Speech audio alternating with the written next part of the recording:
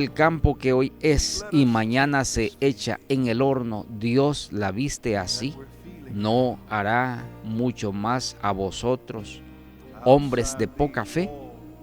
No os afanéis pues diciendo, ¿qué comeremos, o qué beberemos, o qué vestiremos? Porque los gentiles buscan todas estas cosas, pero vuestro Padre Celestial sabe que tenéis necesidad de todas estas cosas. Mas buscad primeramente el reino de Dios y su justicia, y todas estas cosas os serán añadidas. Así que no os afanéis por el día de mañana, porque el día de mañana trae su afán. Basta a cada día su propio mal. Muy bien, hemos leído este pasaje. Y justamente este pasaje o estos versículos de este capítulo 6 hacen una referencia directa y categórica a uno de los postulados más básicos en la vida cotidiana de todo ser humano, como es el dinero. Los bienes materiales, las posesiones terrenales, el afán, la ansiedad, la profesión, la ocupación, el trabajo diario que cada ser humano en esta vida desempeña independientemente del área donde tenga que realizar sus actividades muy propias o muy particulares. Quiero hacer una reflexión alrededor de este contenido, y es que es importante darse cuenta que si al mismo tiempo que las personas en este mundo tenemos una sobrecogimiento alrededor del trabajo y de la ocupación diaria, también es cierto que la Biblia tiene un punto de vista no siempre considerado por nosotros, que vale la pena evaluar. Y es que las riquezas, el dinero, los bienes materiales, las posesiones terrenales se han convertido hoy día en un ídolo. Completamente muchos están de acuerdo en que el Dios de este mundo actualmente es el dinero. Si bien el dinero es un valor en sí mismo, muy necesario, porque el dinero suple no solamente las necesidades básicas de las personas, llámese alimentos, llámese ropa, llámese calzado, llámese vivienda, llámese medicina, llámese educación, llámese salud, etcétera, etcétera, etcétera. El dinero es importante, y en esto creo de que nadie va a hacer un argumento contrario, que el dinero es necesario. A decir verdad, este mundo no se mueve sin el dinero. El dinero se convierte en esta especie monetaria o económica que empuja el desarrollo y el crecimiento de las sociedades.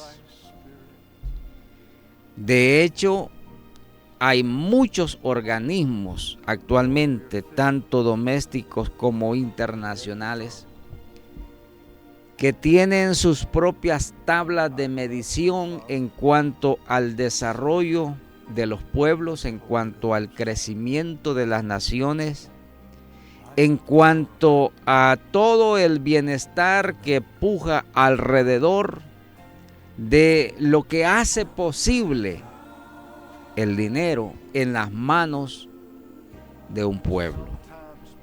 De manera que, como este y otros argumentos más, irrebatiblemente podemos decir que el dinero es necesario. Ciertamente, las obras de desarrollo se realizan con dinero.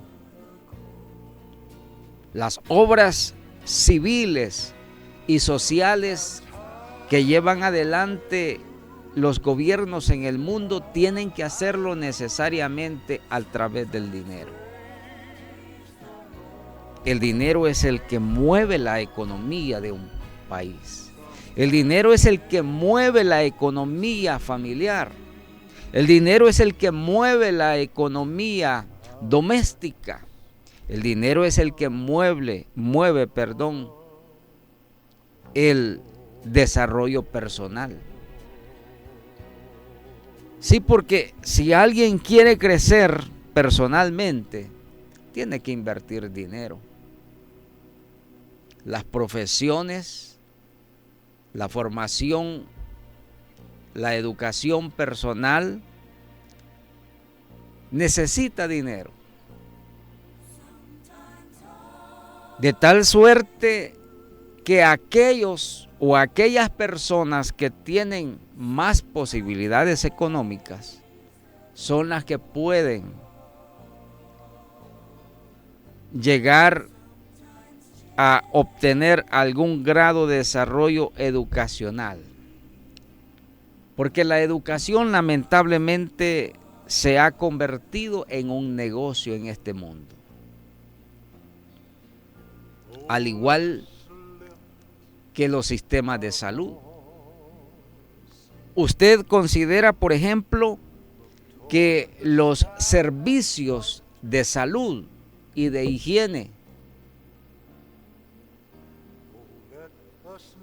necesitan mucha inversión económica? Y si bien hay sistemas o existe el sistema de salud pública aquí y en cualquier otro país en el mundo, lo cierto es que a mayor inversión, a mayor economía, a mayor disponibilidad económica, los sistemas responden.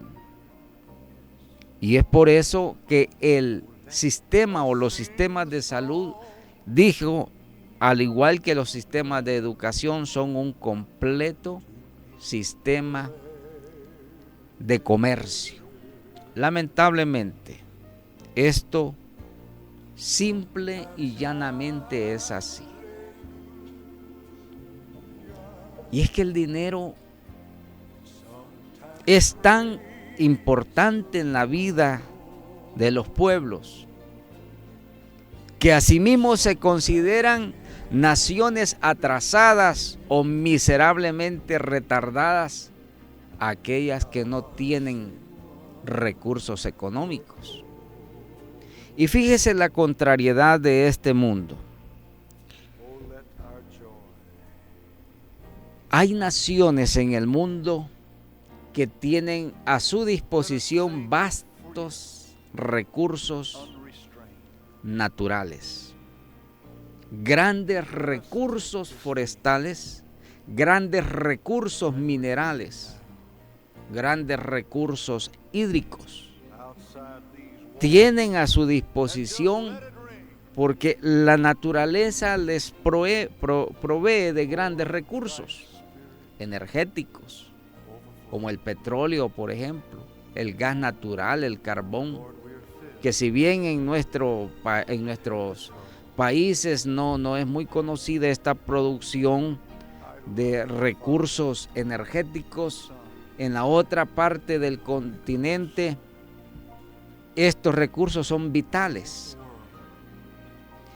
Pero quería hacer mención en relación a estas grandes contradicciones que tenemos en este mundo. Hay regiones del planeta que no tienen grandes recursos naturales, pero tienen otros recursos, que la tierra les provee de grandes recursos económicos, y hacia allá se dirigen todos los esfuerzos gubernamentales, de tal manera que llegado en un momento dado del desarrollo, esos países exponencialmente crecen, tanto en sus economías como en su bienestar y en su desarrollo social y humano. Hacía mención que hay organismos que tratan de medir, de acuerdo a algunas tablas específicamente diseñadas, para poder evaluar el grado de desarrollo y crecimiento que hay aquí y en muchas otras regiones del planeta. Se conoce, por ejemplo, el IDH, que significa el Índice de Desarrollo Humano.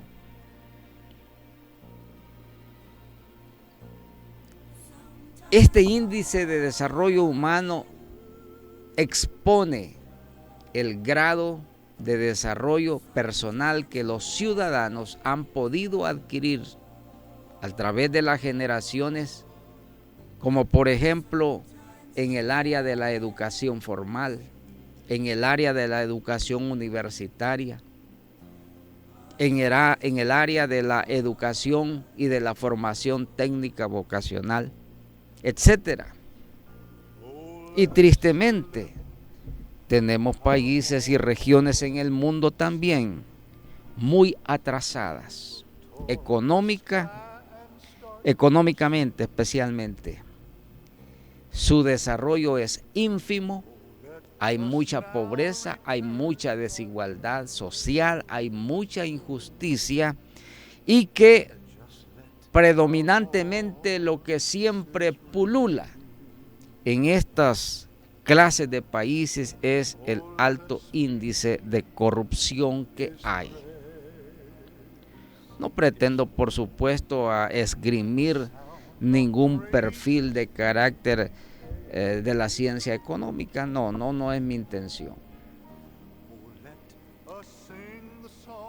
Pero tenemos que entender hasta dónde llega el alcance de la necesidad que intrínsecamente significa la disponibilidad o la no disponibilidad del recurso económico. Estoy queriendo hacer un análisis, una evaluación bastante ligera, pero que a la luz del pasaje bíblico reviste una importancia tan preponderante, porque muchas veces el creyente y la iglesia misma no puede digerir cómo el dinero, cómo la economía, cómo los recursos económicos y materiales afectan, sea positivamente o negativamente, la vida cristiana. Y a decir verdad, la preocupación más grande que reina en el pensamiento colectivo y particular en este mundo es la preocupación por el dinero.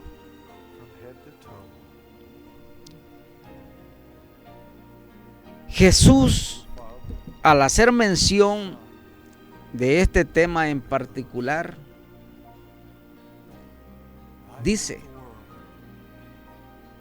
¿por qué se afanan por el día de mañana? Porque la pregunta que está siempre presente en el pensamiento humano es: ¿y mañana qué comeremos? ¿Qué beberemos? ¿Qué vestiremos? ¿Qué vamos a calzar? A esto se conocen como las necesidades básicas que toda persona necesita suplir para poder subsistir. Comer, beber, vestir y calzar. Si usted quiere agregar otro rubro más, agreguemos el rubro de la vivienda. Porque hay que decir que la escasez de vivienda es realmente un problema muy grande, especialmente en nuestros países, especialmente Latinoamérica. Pero lo cierto es que en el pensamiento colectivo el tema económico siempre resalta cuando se hace una estadística acerca de cuáles son las preocupaciones más elementales en la vida de un ciudadano. Siempre el recurso financiero o la disponibilidad económica está reinando los primeros lugares de esas tablas estadísticas. La gran pregunta es, mis estimados, ¿por qué el dinero siempre se ha convertido en un gran problema? ¿Por qué los recursos financieros? ¿Por qué los recursos económicos? ¿Por qué la disponibilidad de liquidez o de la capacidad económica que se tenga puede ayudar, puede beneficiar o puede perjudicar también? Si hacemos un análisis retrospectivo en la historia, nos vamos a dar cuenta que los intereses económicos, que los intereses financieros siempre han crispado generalmente la mayor parte de las disputas, de las guerras, de los conflictos y de los antagonismos que han existido históricamente entre las naciones en el mundo entero. Porque todos quieren quedarse con la mejor parte. Todo mundo quiere acumular para sí mismo vastos recursos en detrimento de la escasez o de la inexistencia o de la necesidad que se tenga en otras latitudes del planeta. No, eso no le interesa a aquellos que pujan por quererse hacer de las riquezas, si eso significa una explotación o sobreexplotación de los recursos, no importa. Lo que importa es el dinero, lo que importa es la acumulación de capital, lo que interesa es la riqueza. Ahora quizás podrá entender usted por qué la implosión de los grandes conflictos sociales que se ciernen sobre muchas naciones y países del mundo tienen como premisa fundamental la desigualdad económica. Y me dirijo al creyente. Nosotros no podemos vivir un evangelio. Nosotros no podemos tener como mandamiento de la palabra otros mandamientos sin tomar en cuenta fundamentalmente uno de los mandamientos más grandes que existen en la Biblia. Y esto es que nosotros debemos de amar al prójimo como a nosotros mismos. Hay una pregunta que posiblemente usted se la ha hecho alguna vez.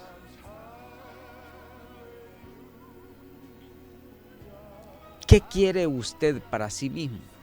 Claro, naturalmente vamos a responder, yo quiero lo mejor para mí, y es natural. ¿Qué ser humano no aspira a vivir bien? ¿Qué persona no aspira a educarse?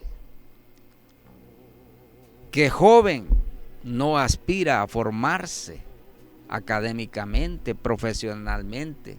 Tener la expectativa en el futuro inmediato de disponer de una plaza profesional, de un trabajo donde poder trabajar, donde poder desarrollar sus capacidades.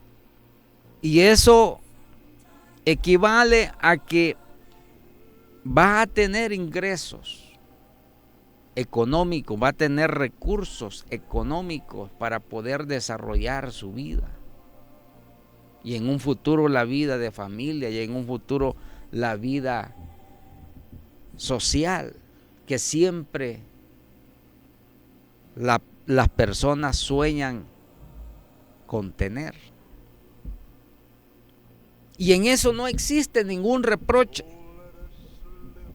No podemos decir que es malo, no podemos decir que es pecado, pero sí podemos decir que si no tenemos el cuidado de saber digerir y establecer aquellos linderos necesarios para no caer en otro de los problemas que para la sociedad pueden convertirse en problemas de valor. Como decir, por ejemplo, el valor humano de la justicia, el valor humano de la justicia social, el valor humano de la solidaridad, el valor moral de ser condescendientes con las necesidades de las demás personas. Pero más allá de eso, hay otro problema, y este problema es de carácter espiritual. Y es cuando en el medio de todo este cúmulo y fenómeno de situaciones tal como se las he descrito, se las he dibujado y he tratado de presentárselas a usted en esta oportunidad, aparece de repente el pecado de la avaricia. El ser humano, los gobernantes, la sociedad, las instituciones de este mundo no reconocen, por supuesto, que fundamentalmente el problema, intrínsecamente el problema más grande que hay en este mundo, más que la desigualdad económica, más que la injusticia social, más que el aprovechamiento o desaprovechamiento, más allá de todos aquellos postulados económicos e ideológicos que se esgrimen alrededor del fenómeno económico en este planeta, es un problema que hay en el corazón del hombre. Y ese problema se llama avaricia.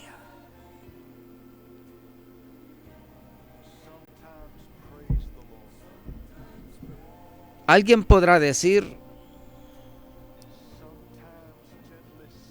se necesita una pequeña dosis de avaricia para que haya desarrollo. La persona necesita cierto impulso de competencia, cierto auge, cierto empuje de competitividad para poder desarrollarse, para poder crecer, para poder tener dinero, tener riqueza, tener posesiones, sí. Esto es lo que naturalmente vemos en el mundo entero. ¿Acaso no se ha dado cuenta usted que uno de los medios utilizados para el enriquecimiento personal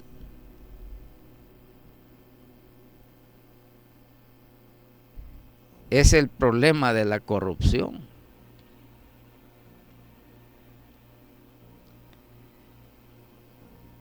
Y en muchos países los gobiernos están combatiendo fehacientemente el problema de la corrupción. Porque el problema de la corrupción no es particularmente un fenómeno adyacente a una clase política, a una clase o a algún segmento social del país. El fenómeno de la corrupción es un problema intrínsecamente personal. Y la corrupción deviene naturalmente por este problema que estoy mencionando, la avaricia.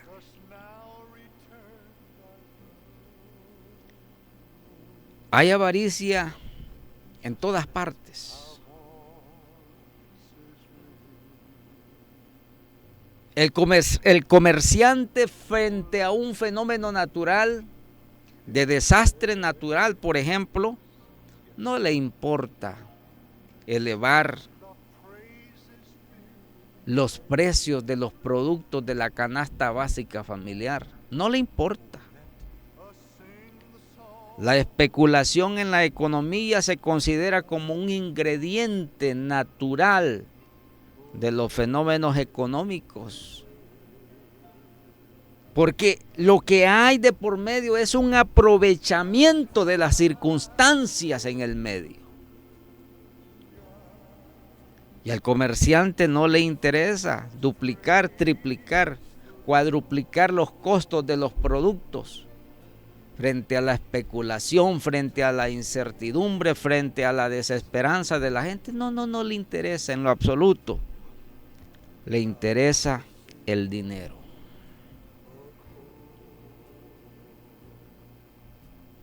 Al corrupto y al corruptor igualmente le vale poco.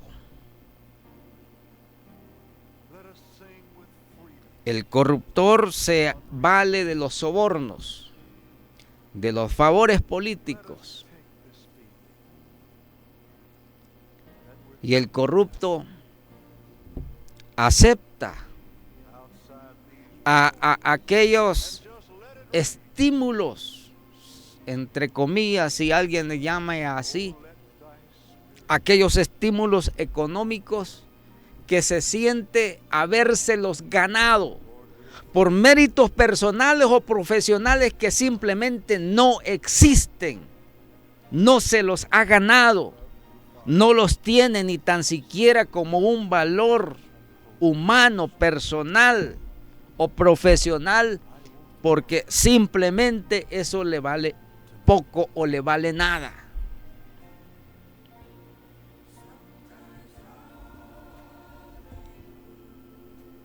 Y a todo esto andamos buscando explicaciones a los grandes conflictos sociales que hay en el mundo. Las efervescencias sociales, las distorsiones sociales, las sublevaciones sociales, las revoluciones civiles, los levantamientos sociales tienen su base, su inicio en este tipo de conductas antihumanas, antivalores, en este tipo de conductas que solo son propias de una naturaleza humana caída en desgracia espiritual. ¿Por qué caída en desgracia espiritual? Porque como consecuencia del pecado que entró en este mundo, el hombre no solamente desoyó el mandamiento de Dios, sino que se hizo cargo a sí mismo de todas sus desgracias y de sus tragedias espirituales, como consecuencia que el maligno insertó en la naturaleza humana.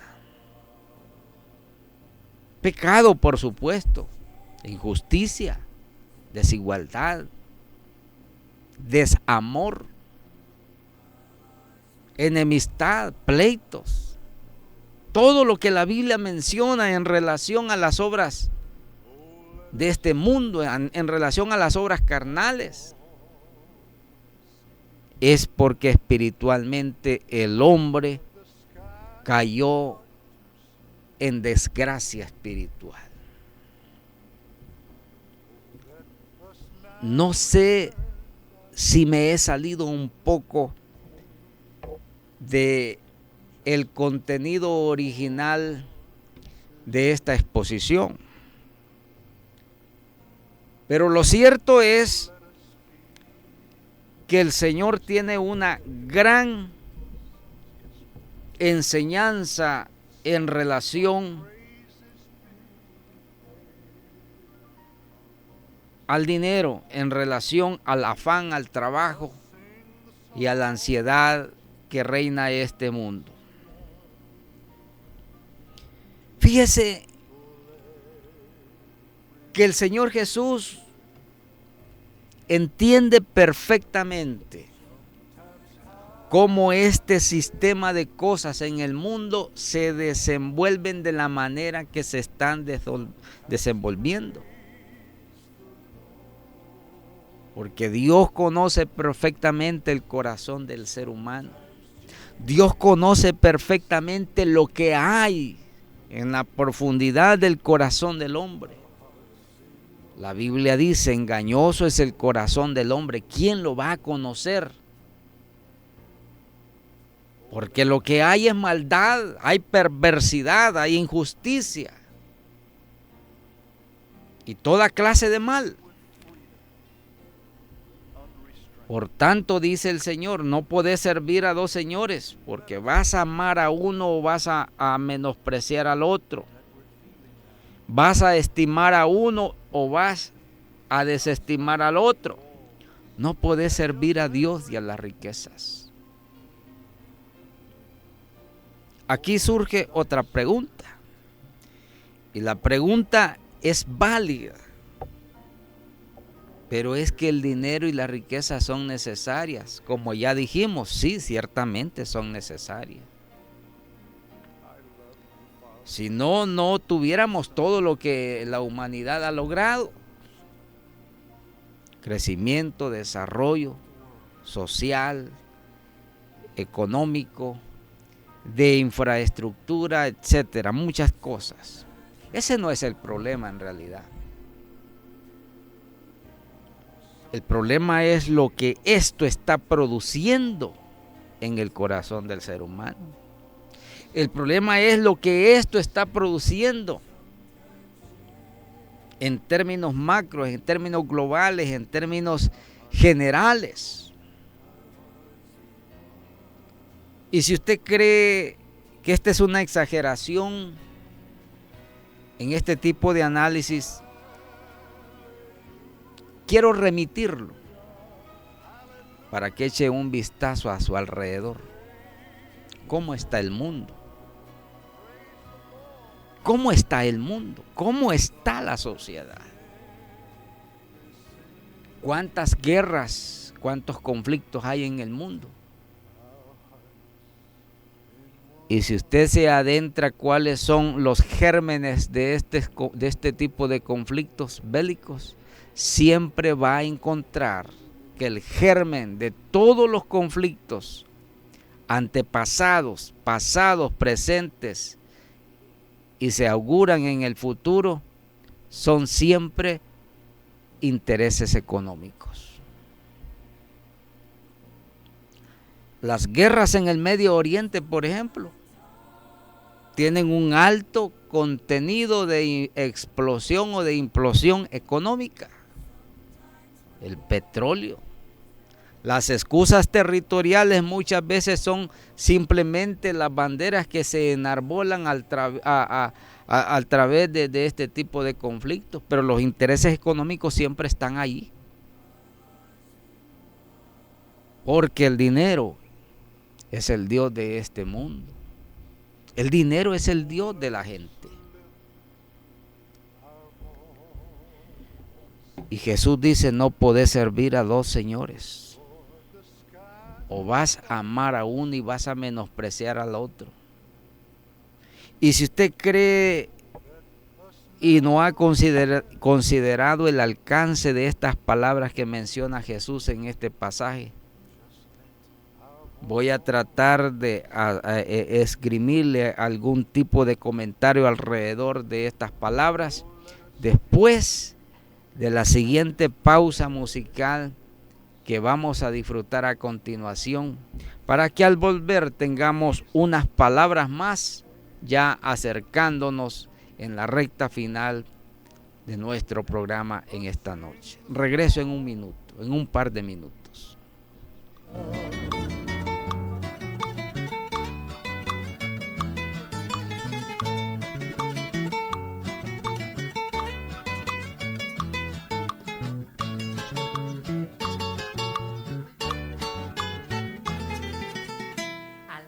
Servidores de Jehová, alabad el nombre del Señor, bendito sea el nombre de Jehová.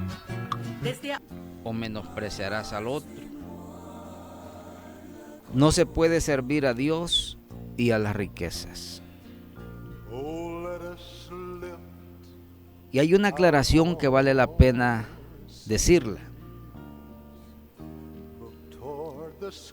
En sí, ¿qué son las riquezas?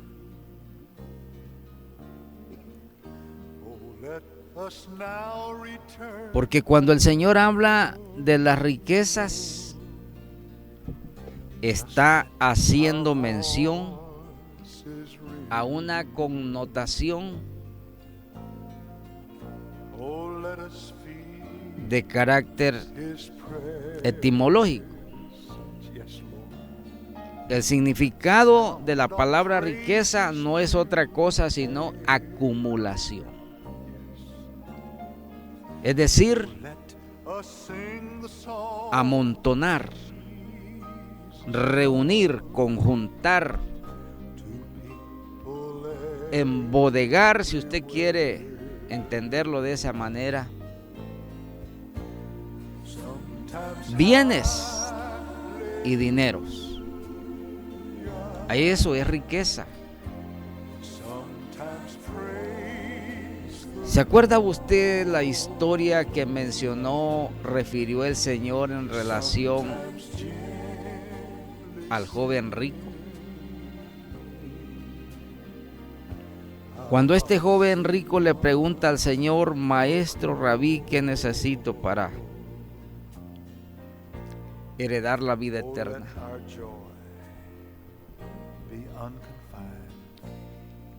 El Señor sabía que este joven era rico y le comienza a esgrimir algunos mandamientos bíblicos, como usted y yo sabemos, muchos mandamientos. Y el joven le dice, maestro, todas estas cosas las he tratado de llevar o de cumplir desde mi niñez o desde mi juventud temprana. Porque ciertamente las personas pretenden tener cierta justificación de esfuerzo personal. Esto equivale como cuando usted le presenta el evangelio a una persona y le dice, pero yo qué necesidad tengo del evangelio de Dios. Y le dice, yo no fumo, yo no tomo, yo no robo, yo no soy malo, yo hago esto, tengo buenas obras, tratando de justificarse o autojustificarse. es que no es por lo que usted es o no es. No es por lo que usted hace o deja de hacer. Es por lo que usted ya trae desde que nació. ¿Y sabe cómo se llama eso? Condenación y pecado. Y la necesidad de Dios en la vida del ser humano es justamente redimir al hombre de la condenación y del pecado heredado. Porque la Biblia dice, por cuanto todos pecaron, están destituidos de la presencia de Dios, de la gloria de Dios. No se trata de que usted justifique su proceder, su conducta. Porque muy probablemente usted tiene ciertos actos muy loables y plausibles, admirables por la sociedad. Quizás tenga un buen nombre. Quizás sea reconocido como una persona altruista, como una persona benefactora, como una persona muy solidaria, muy dada con el prójimo, con el vecino, con las necesidades, y está bien, hágalo y siga haciéndolo. Pero eso no lo salva. Y aquí el engaño de la religión mete sus manos, haciéndole creer a usted que a través de las buenas obras usted se va a ganar el cielo. Es una completa mentira. La Biblia dice que la salvación no es por obras, para que nadie se gloríe, sino que es a través de la fe. No es por obras, no es por lo que usted hace. Ahora, cuando este joven le contesta al Señor de esta manera, Jesús le dice, entonces si has hecho todo esto, te felicito. Pero una cosa te hace falta hacer. Como tienes muchos bienes y muchas riquezas, anda, vende todo lo que tienes y dáselo, repártelo a los pobres y después sígueme. La historia bíblica dice que aquel joven, entristecido, cabizbajo, decepcionado de la respuesta y del desafío que el maestro le estaba haciendo, le estaba diciendo, dio la vuelta y sencillamente se fue. Por eso dice el Señor, no podés servir a Dios y a las riquezas. Claro, nuestro peregrinaje en este mundo hace necesariamente que nosotros tengamos que subsistir. Eso significa trabajar, por supuesto.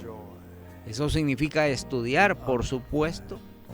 Eso significa insertarnos en el plano laboral, en alguna empresa, en alguna industria, en algún emprendimiento de carácter personal, familiar o de grupo. Eso naturalmente es y será siempre así. Ese no es el punto. El punto es cuando usted y yo ponemos y anclamos la esperanza en las riquezas de este mundo. Yo quiero preguntarle,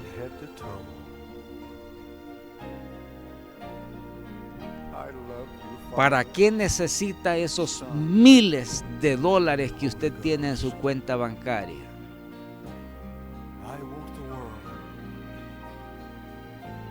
Si no puede compartirlo con su familia ni con sus hijos tan siquiera. Si no puede darse el placer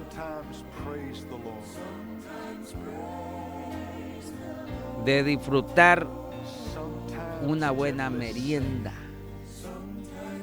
como de esos manjares que nunca ha disfrutado en esta vida.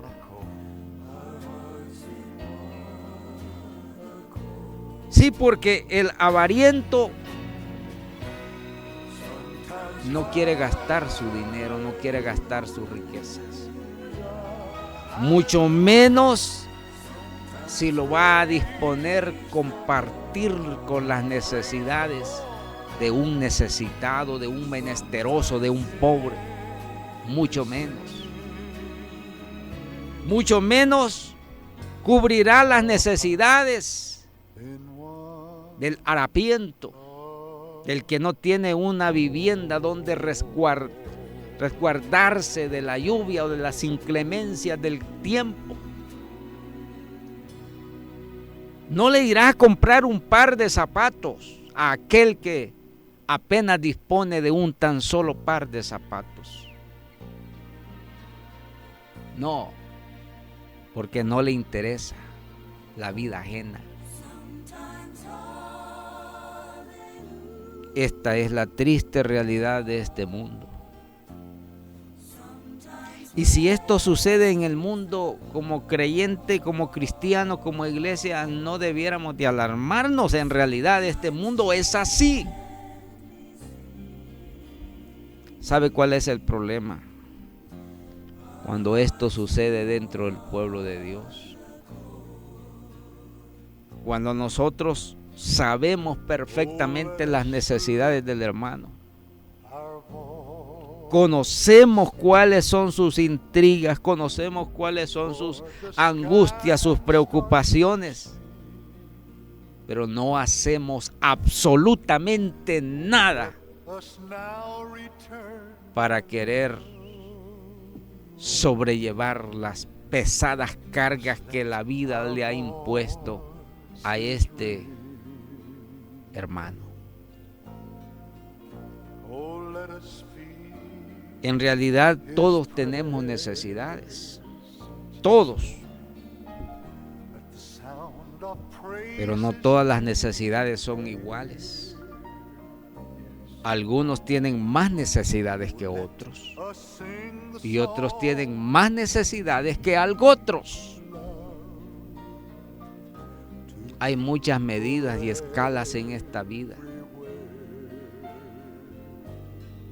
Por eso la Biblia nos llama a compartir con las necesidades de los demás. Pero ciertamente vivimos los tiempos finales en donde la palabra de Dios dice que la maldad, habiéndose multiplicado tanto, enfriará el amor de los hermanos.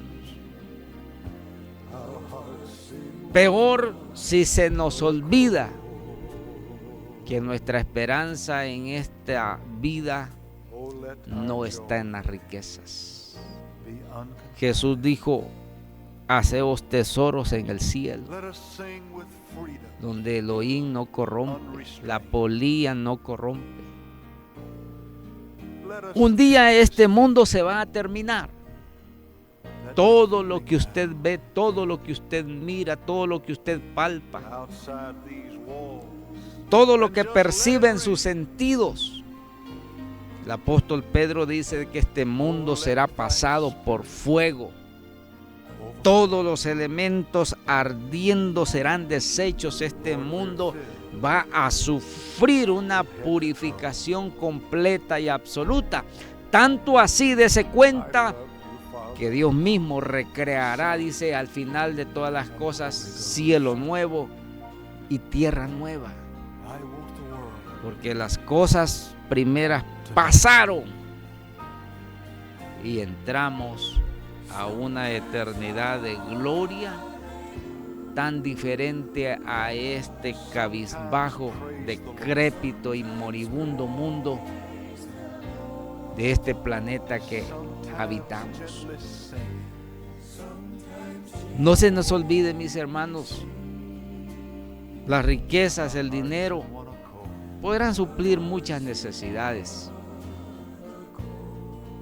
pero la necesidad del alma, el desasosiego, la falta de paz y de tranquilidad no la puede llenar nada de este mundo. Solamente la presencia de Dios en su vida.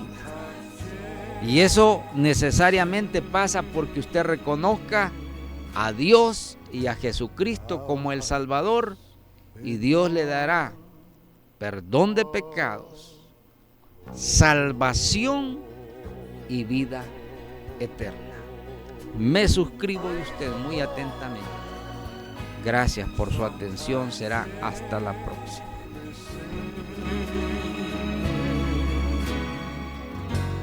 Our heart